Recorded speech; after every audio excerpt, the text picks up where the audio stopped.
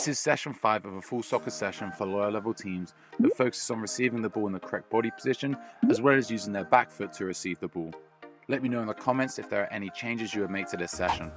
If you missed session 4, I'll leave a link in the top right. This session will be broken down into an introductory game, a technical activity with a 1v1 progression, and we'll finish with a small-sided game. For the introductory game, you'll need a 25 by 35 yard area split in half and 4 goals. As players arrive to your session, get them into teams of 2 or 3 and designate them aside to defend and attack. For the introductory game, ask players to focus on their body position when they receive the ball and taking their first touch with their back foot. This will always be the foot that is furthest away from the ball. Their body position should be set so that they can see where the ball is coming from, while also being able to see the space that they want to take their first touch towards, using their back foot. For the technical activity, you'll need to create 1 triangle for every 2 players that you have. For this example, I have 8 players, so I have set up 4 triangles. 4 players will start on the inside of each triangle, with 4 players starting outside the triangles with a ball each. The players on the outside will pass to a player inside the triangle. The player in the triangle will then take their first touch out of a side of the triangle that they did not receive the ball from. This will ensure that players are always taking their touch away from the pressure and towards the space.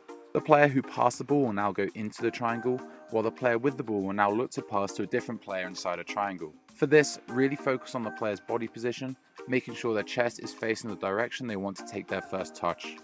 Players should let the ball roll across their body and use their back foot to push the ball away from the pressure and into the space. After players have taken their first touch, they should look to accelerate away. Once players get the hang of this, you can introduce a bit of movement before they receive the pass. In a game situation, this can help them create space for themselves. Players will start at the base of the triangle and check in and out from the cone opposite them before receiving the pass. Before getting into progression, this is just a reminder, if you're enjoying the content, please make sure to like and subscribe so I know this is the kind of stuff you want to see. I also have an email list in the description where you can get drills and ideas sent to your inbox weekly. For the progression, the set will remain the same, however now as soon as the pass has been played, the player passing the ball will now immediately pressure the player receiving the ball. The player pressing must go through the side of the triangle that they passed through first before trying to win the ball back. The attacker has 3 seconds to try and get away from the defender.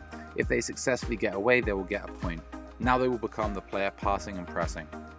If the defender is able to win the ball back, they get a point and get to pass to a different player, with the player receiving the ball going back into the triangle. For the small-sided game, remove the triangles, add 2 goals, and split your players into 2 teams. This will be a regular game, however teams can score an extra goal if players are able to receive the ball in the correct body position and using their back foot 4 times. This will be a rolling total and will not reset if a change of possession occurs. Like, subscribe, peace.